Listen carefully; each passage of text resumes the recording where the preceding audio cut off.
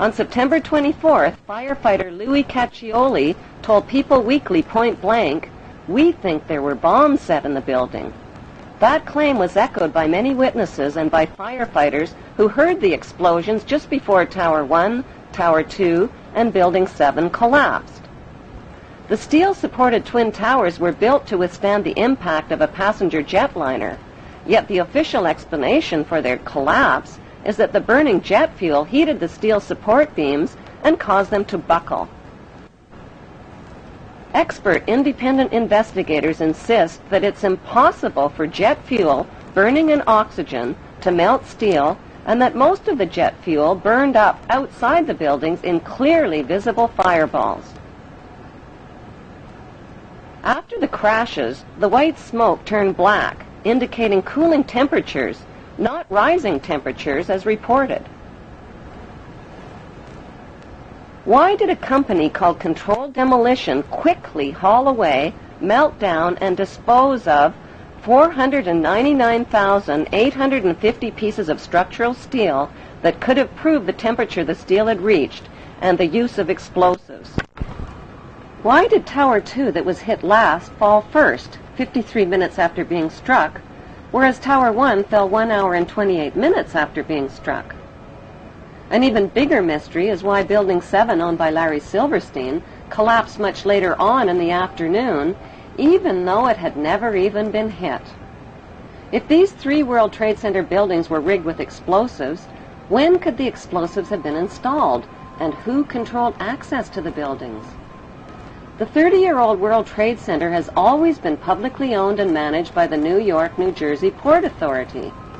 That is, until a Jewish businessman named Louis Eisenberg became the chairman. Eisenberg is an active leader in Jewish Zionist organizations. He personally oversaw negotiations that put the publicly owned World Trade Center into private hands. Those private hands belonged to 2 Jewish pro-Zionist billionaires named Larry Silverstein and Frank Lowy, even though their bid was lower than other bids. Lowy served as a commando in the Israeli army, and Silverstein just happens to be the former chairman of the United Jewish Israel Appeal. With Eisenberg's help, they landed the 99-year lease worth $8 billion for half price at $3.5 billion. During the moving, renovations, and security changeovers, explosives could have easily been installed in the buildings without detection. George W.'s brother, Marvin Bush, was not only the director of the World Trade Center's electronic security company, he was also the director of the World Trade Center's casualty insurance company called Houston Casualty. That company terminated their insurance coverage for the World Trade Center before 9/11, right in the nick of time. Another suspicious company occupied the 16th and 17th floors of the North Tower. That company, called Zim Israeli American Shipping, suddenly broke their lease, paid a $50,000 penalty, and moved out of the World Trade Center only weeks before 9/11.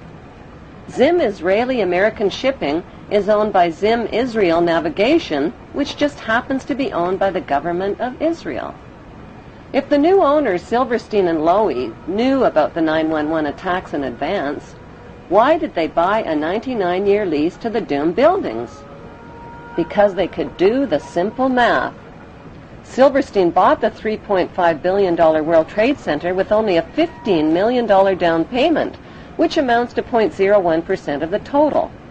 He took out maximum terrorist insurance coverage only 6 weeks before the attacks.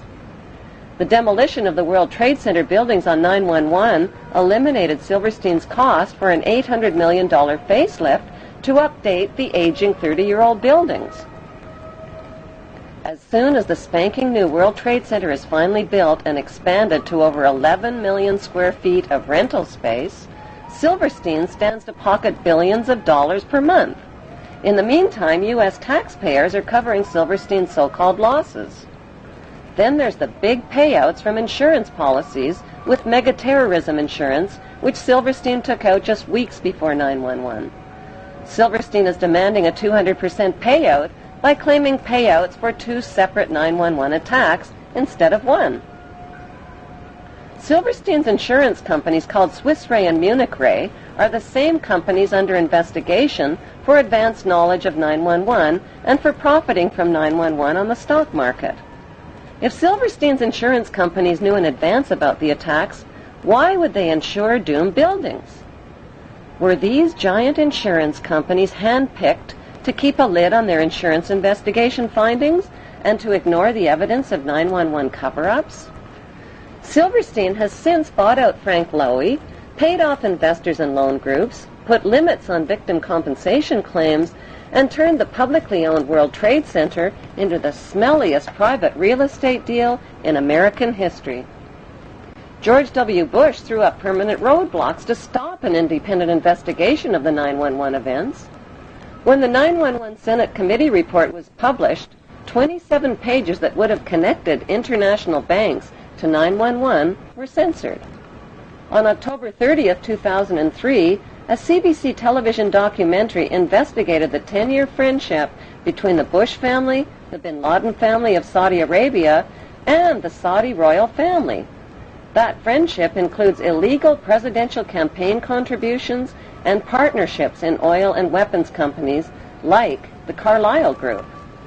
Since 911, 2,500 relatives of victims filed trillion-dollar lawsuits against 7 international banks, against the Saudi friends of the Bush family, and against the U.S. government for suppression of information.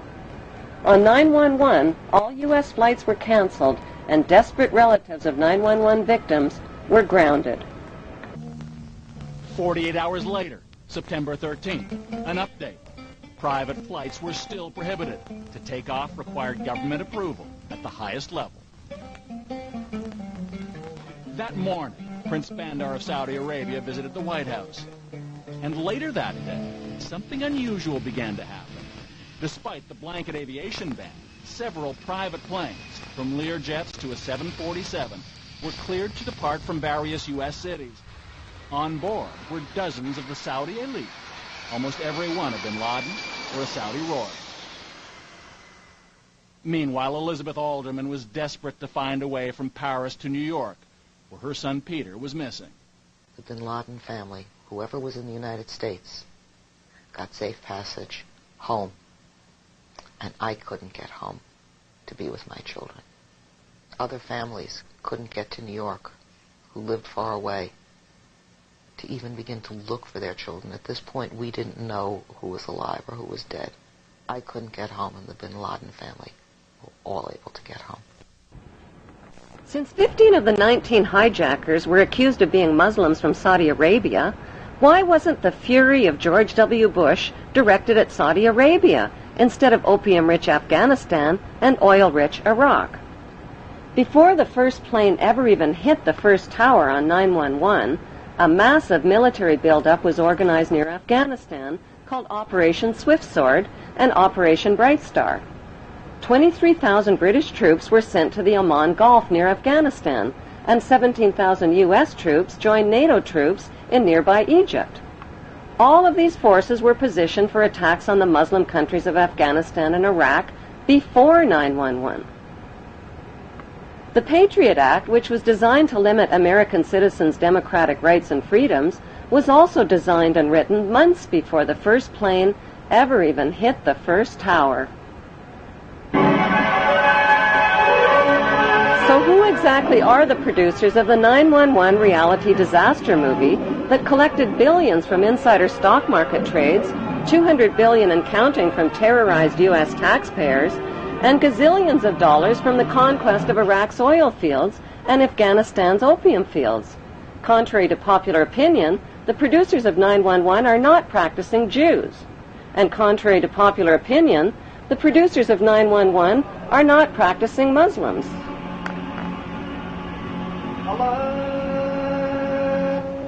They are a secret network of international pirates who identify with no nation, no national flag, and no established religion.